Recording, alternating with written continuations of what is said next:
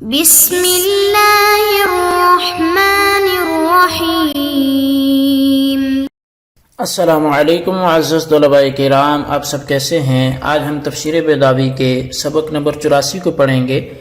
آج کے ہمارے سبق کا عنوان ہے اعتراض اور اس کا جواب۔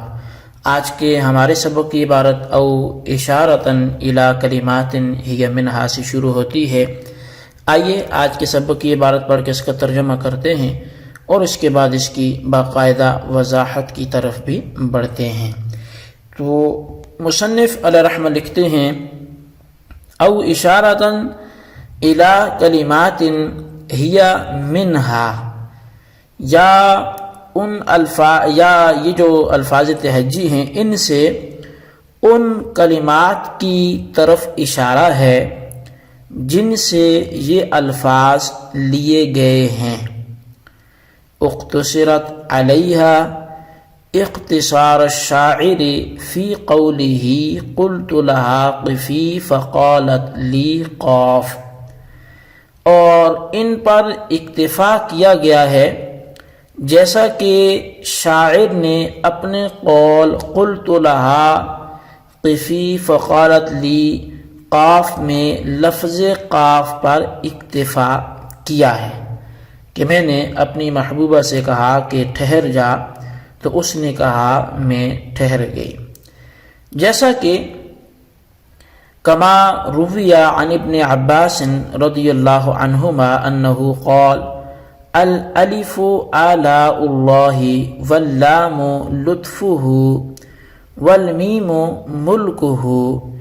جیسا کہ حضرت ابن عباس رضی اللہ تعالی عنہ سے مروی ہے کہ انہوں نے فرمایا کہ الف سے اللہ کی نعمتیں، آلاء اللہ اللہ کی نعمتیں مراد ہیں، اور لام سے اس کا لطف اور اس کی مہربانی مراد ہے، اور میم سے اس کا ملک یعنی اس کی بادشاہت مراد ہے۔ وعنہ، اور حضرت ابن عباس رضی اللہ تعالیٰ عنہ سے بھی یہ دوسرا قول ہے، انہی سے ہے کہ ان الف لام را وحامیم ونون مجموعها الرحمہ، اور ان سے دوسرا قول یہ ہے کہ یہ جو الف لام را اور حامیم اور نون، یہ جو تین جگہوں پہ مختلف طور پر استعمال شدہ الفاظ تہجی ہیں، ان کی مراد یہ ہے کہ ان کا مجموعہ وہ الرحمن ہے۔ وعنہ، اور حضرت ابن عباس رضی اللہ تعالیٰ عنہ سے ہی یہ بات بھی مروی ہے کہ ان الف لام میم معناہ ان اللہ اعلم، کہ بے شک جو الف لام میم کا معنی ہے وہ یہ ہے کہ میں ہی اللہ ہوں جو سب سے زیادہ علم رکھنے والا ہوں، جانتا ہوں۔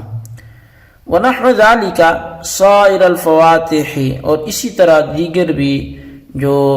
سورتوں کے شروع میں کلمات ہیں ان کی کچھ نہ کچھ مرادیں ہیں اشاروں میں۔ وعنہ، اور ایسے ہی حضرت ابن عباس رضی اللہ تعالیٰ عنہ سے ایک قول یہ بھی ہے کہ ان الالف من اللہ تعالی واللام من جبریل والمیم من محمد صلی اللہ علیہ وسلم ای القرآن منزل من اللہ تعالی بلسان جبریل علی محمد علیہ السلام۔ اور حضرت ابن عباس رضی اللہ تعالیٰ عنہ سے قول یہ بھی ہے کہ جو الف ہے یہ لفظ اللہ سے لیا گیا، اور جو لام ہے یہ جبریل کے لفظ جبریل میں موجود لام سے لیا گیا، اور میم جو ہے یہ محمد میں موجود میم لیا گیا۔ تو مطلب یہ ہے کہ یہ وہ قرآن ہے جو اللہ کی طرف سے جبریل کی زبانی محمد صلی اللہ علیہ وسلم پر اتارا گیا ہے۔ جی طلباء کرام، یہ تھی ہمارے آج کے سبق کی عبارت اور اس کا ترجمہ۔ آئیے اب اس کی وضاحت کی طرف بڑھتے ہیں۔ وَإِشَارَةً إِلَىٰ كَلِمَةٍ سے مصنف علیہ رحمہ دو ہی اعتراض دوسرے طریقے پر کر رہے ہیں۔ اور متن کا حاصل یہ ہے کہ آپ کا یہ کہنا کہ اگر یہ الفاظ کسی معنی پر بحسب الوضع دلالت نہیں کرتے ہیں تو خطاب بالمحمل کی حیثیت ہوگی، نیز بیان کردہ خرابیاں بھی لازم آئیں گی۔ ہمیں یہ بات تسلیم نہیں ہے، کیونکہ ہم کہتے ہیں کہ یہ الفاظ تہجی کسی معنی کے لیے بھی وضع نہیں کیے گئے، مگر پھر بھی یہ 3 خرابیاں لازم نہیں آتی۔ بائیں طور پر کہ ہم یہ کہتے ہیں کہ کلمات طویلہ سے مختصر کر کے ان میں سے پہلا حرف یعنی طویلہ کلمات میں سے پہلا حرف لے لیا گیا، اور پھر یہ جو حروف ہیں ان سے ان کلمات طویلہ کی طرف اشارہ کر دیا گیا ہے، جیسا کہ شاعر کے شعر میں ہے کہ قلت لها قفی فقالت لی قاف، اور اس کے آخر کا اس کا جو مفہوم ہے وہ یہ ہے کہ وہ اپنی محبوبہ کو مخاطب کر کے کہتا ہے کہ تو ٹھہر جا، تو وہ کہتی ہے قاف۔ اب وہ ٹھہرنے کے اب قفی بولا تھا تو اس نے اپنے سیغے کا پہلا حرف یعنی کہ قاف بول دیا کہ میں ٹھہر گئی۔ اس کے بعد شاعر نے خیر اس کو پھر یہ بھی مخاطب کر کے کہا کہ دیکھو یہ گمان نہ کرنا کہ ہم اونٹوں کی تیز رفتاری کو بھول گئے ہیں، تو مطلب اس کا یہ ہے کہ تیز نہ چلو بلکہ آہستہ آہستہ چلو۔ تو اس شعر کے اندر مستدل یہ ہے کہ وقفت، یعنی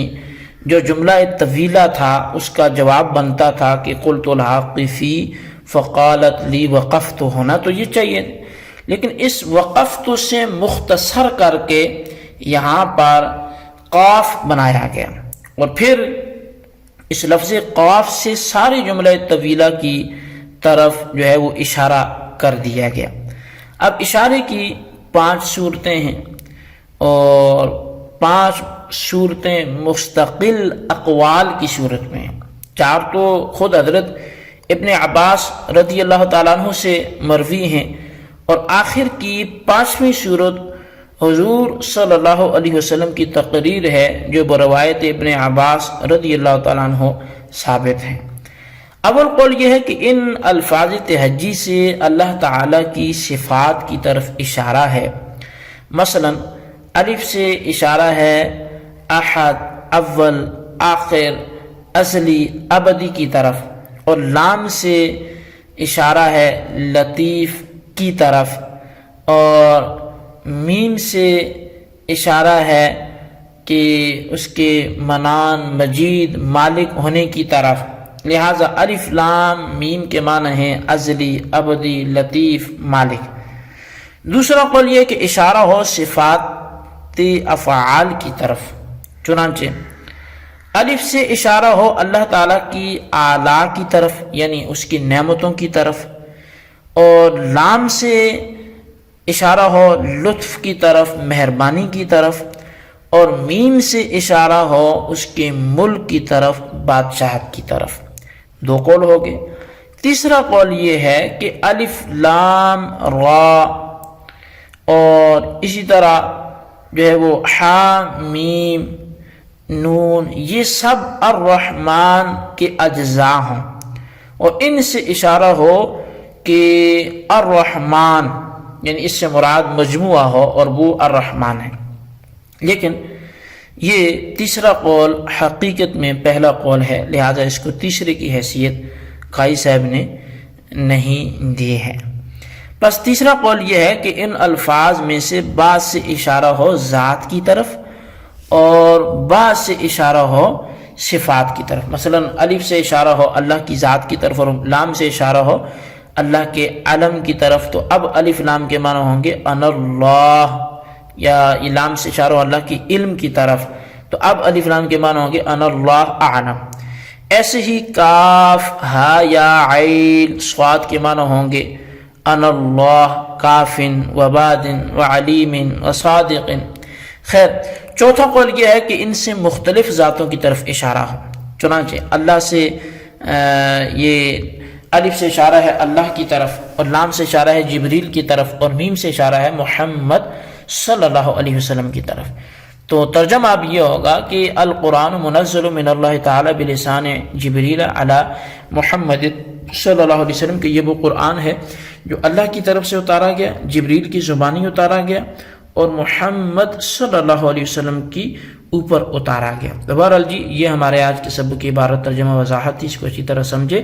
اس کے خلاصے کو اپنے رجسٹر پر لکھیں، بالخصوص ان سوالات کے جوابات دیں۔ سوال نمبر 1 یہ ہے کہ یہاں اشارت